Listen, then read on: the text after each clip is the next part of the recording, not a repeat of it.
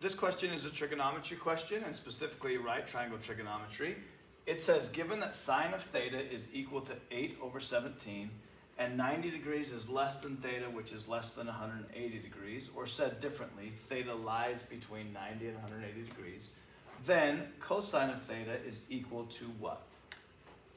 Okay, so this piece right here is giving us the location of where our angle lies. So let's draw a coordinate plane, and the positive x-axis is 0 degrees, and then straight up vertical y-axis forms 90 degrees. Half of the circle is 180 degrees. 3/4 of the way is 270 degrees. And then a full circle, which gets us back to the same spot of 0, is 360 degrees. So we know that the angle we're interested in lies between 90 and 180, which is the second quadrant. So let's just sketch that in. We have some angle theta right here, and that can form a 90-degree angle with the x-axis. So here is our right triangle. Okay, and then we also have the acronym SOH-CAH-TOA that is used to help us remember the side ratios for sine S, cosine C, and tangent T. So we're given sine, and so the way we read this is sine of the angle is equal to its opposite side, which in this case is going to be 8, divided by the hypotenuse, which is 17. So let's label that much. Sine of theta, here's angle theta. Which side is opposite that angle? It's right here. So that's the 8. And then the hypotenuse is that 17, and the hypotenuse is the longest side, or the side that's opposite the right angle. Two ways to look at that.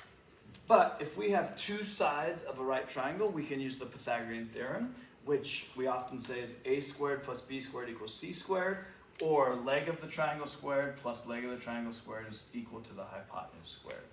So let's just say that this unknown value, we'll call it x. So now we can say x squared plus 8 squared is equal to 17 squared. Okay, so you may know those, but you could use your calculator, right? You could hit 8 squared, which is going to be 64, and you could say 17 squared, which is going to be 289. So if you need your calculator for those, do it. So this is x squared plus 64 is equal to 289. And then we just need to solve for x. So subtract 64, and we get x squared is equal to 289 minus 64 is 225. Okay, again, if you need to, use your calculator, but we just need to get x by itself. We need to take the square root of both sides, and the square root of x squared is x. The square root of 225 is equal to 15. And again, if you needed a calculator to do that, then go ahead. So here's what we just found out. We just found out that this x value is 15. Okay, but we need to be a little bit careful.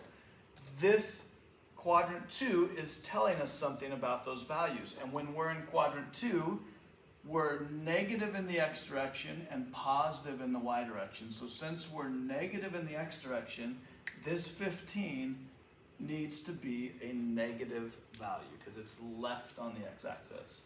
So since we're in quadrant 2, that x value is negative. So now we can answer the question. Cosine, what is the cosine of theta?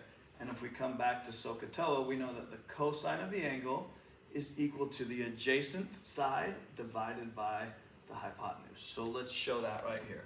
Cosine of our angle theta is equal to the adjacent side, the one that's next to it, which is that negative 15, divided by the hypotenuse, which is 17. So in this case, cosine of theta is equal to negative 15 over 17, and we see that in choice H.